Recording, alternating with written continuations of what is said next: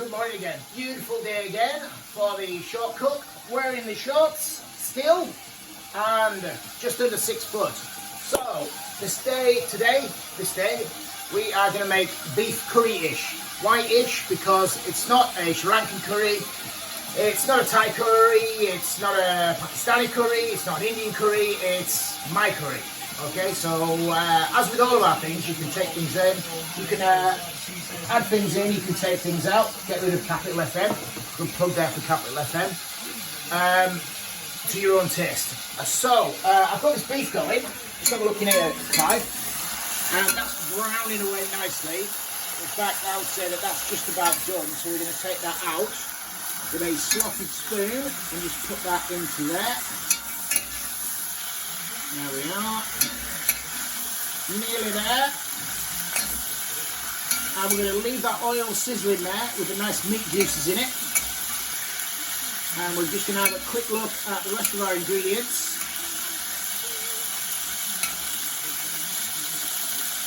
So we get them in there fairly sharpish, I suggest. Right, we're going to put these in. So we have got onions, we've got a dried chilli, some peppers and some courgette. We're going to put that right in. Straight away.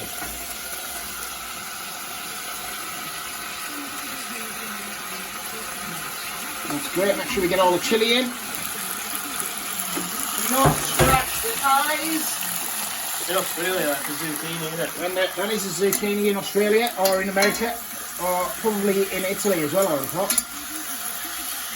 Right, we'll leave that to cook a little bit on there, and we'll have a look at the rest of the ingredients. We didn't have a can of chopped tomatoes, but we did have 2 tomatoes, so I chopped them.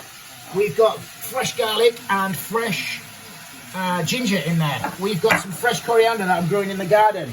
We have some butter, because I always try and put butter into curries, because in India, for example, they tend to use ghee, which is a clarified butter. I think the butter gives a great taste in a curry.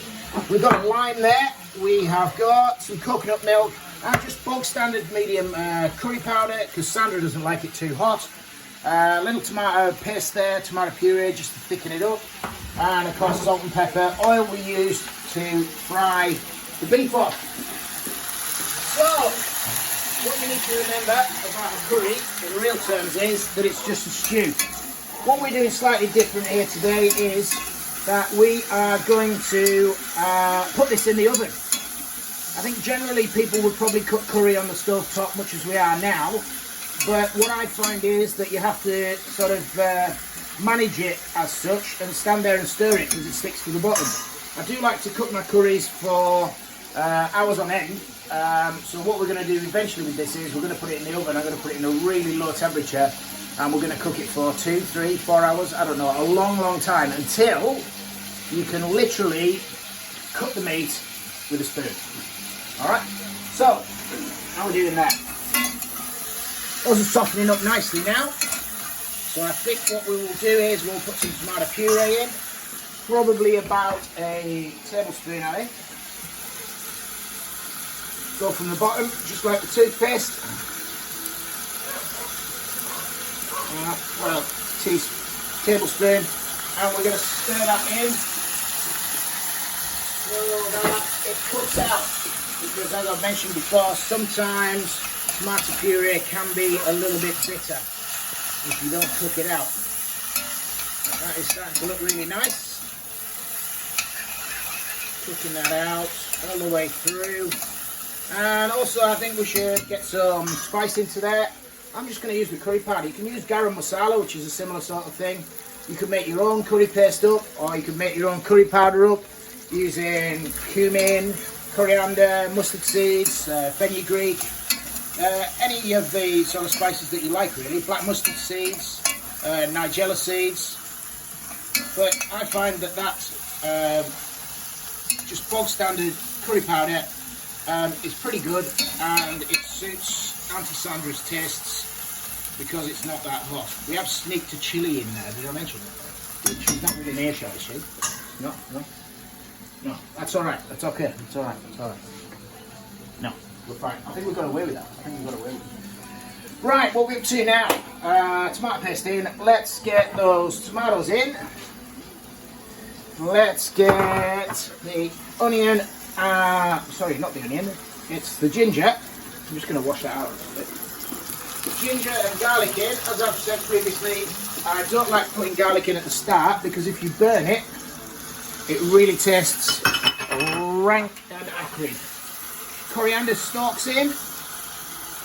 We'll also finish the dish off with some of those. Butter in.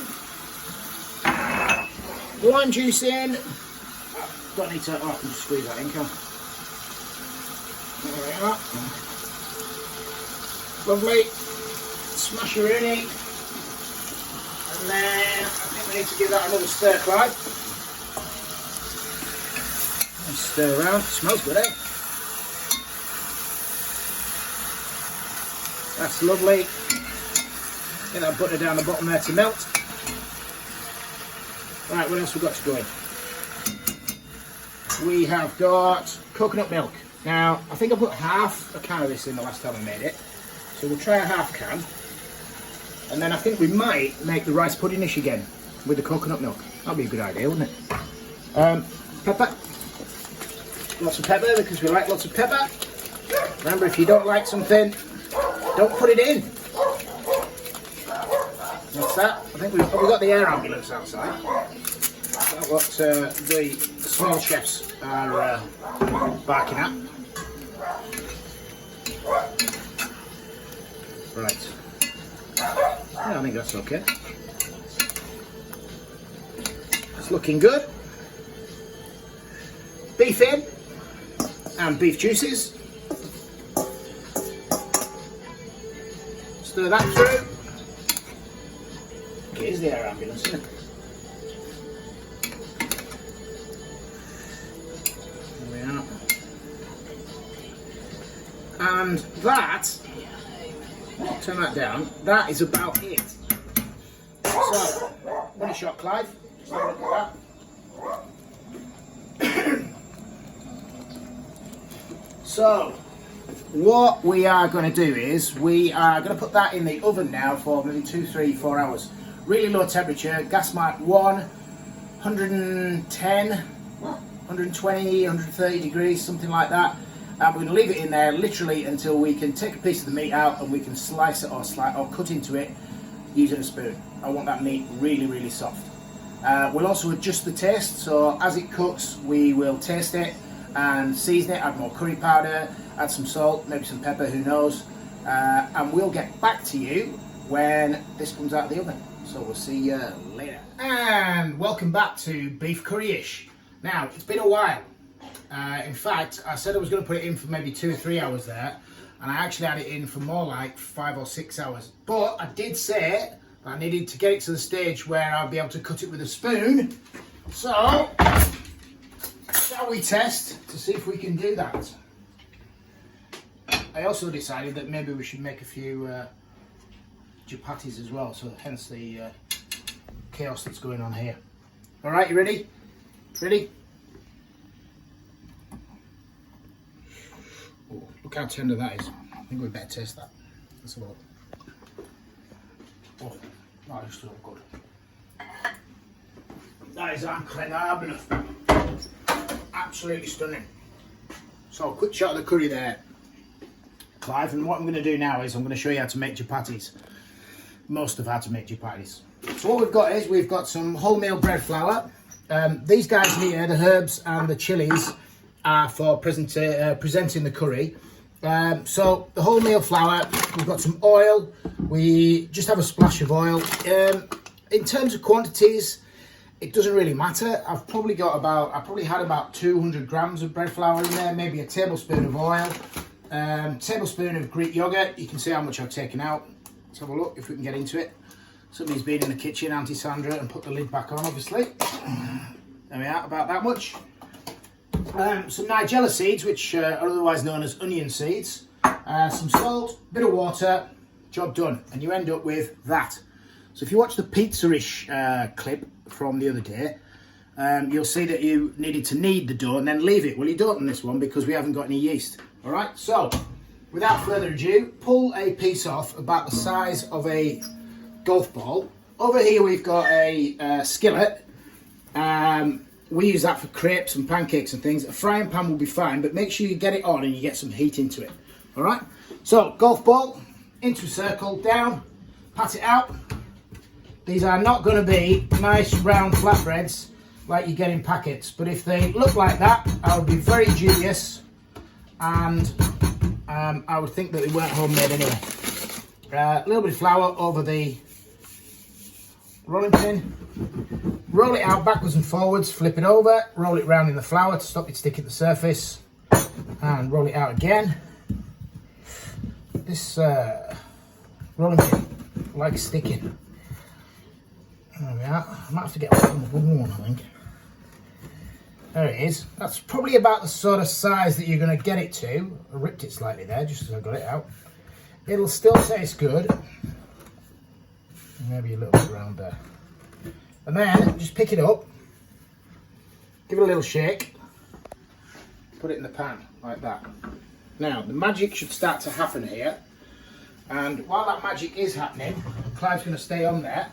What we're looking for is, we are looking for the surface to bubble. No bubbling yet, Clive, though. While we're doing that, we're getting ready for a presentation job over here. Just look at the back there, some of the ones that we've actually already done.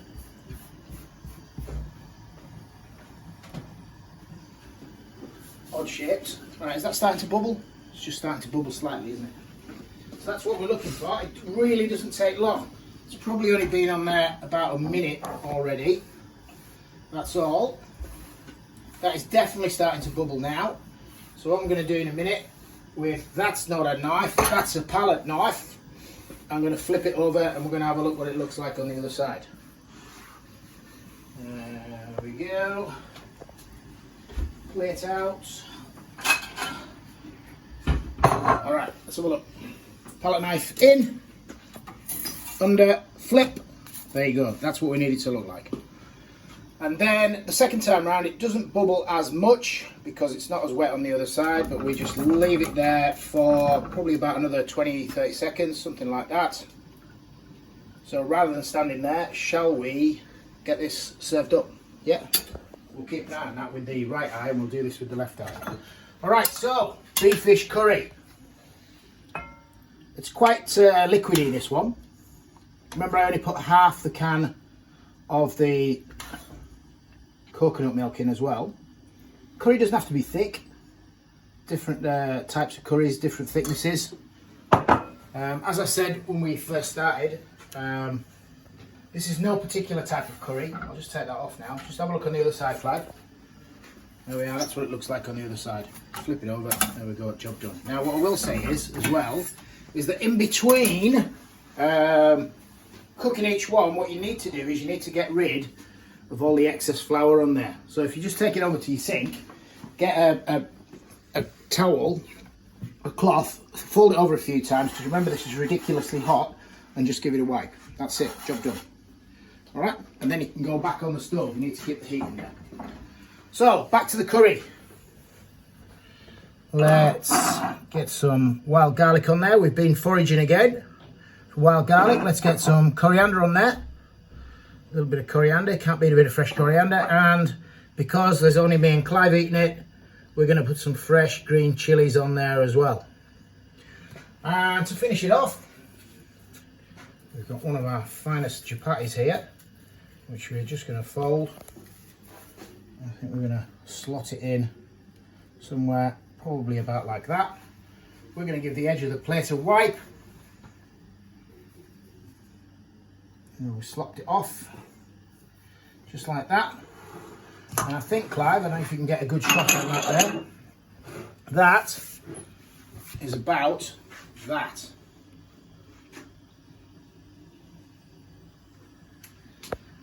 There is one thing I needed to do, because it's been so long since we started this sketch and finished it off with it being in the oven for so long, is I need to sing another happy birthday, just a quick one, all right?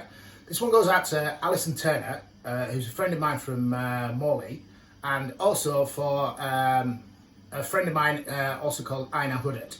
All right, so we're going to do Ina and we're going to do Ali, quick happy birthday. Happy birthday to you, happy birthday to yous, happy birthday dear Ali and Ina, Happy birthday to you. Job done. Right, so that's a short out from me. The short cook, wearing the shorts. Just under 6 foot. We've had to change the YouTube channel over, so this is probably going to be the first video that appears on the new Short Cook channel. Clive's shaking his head there, but it probably is. So stay safe, everyone. Please subscribe to the new channel and enjoy.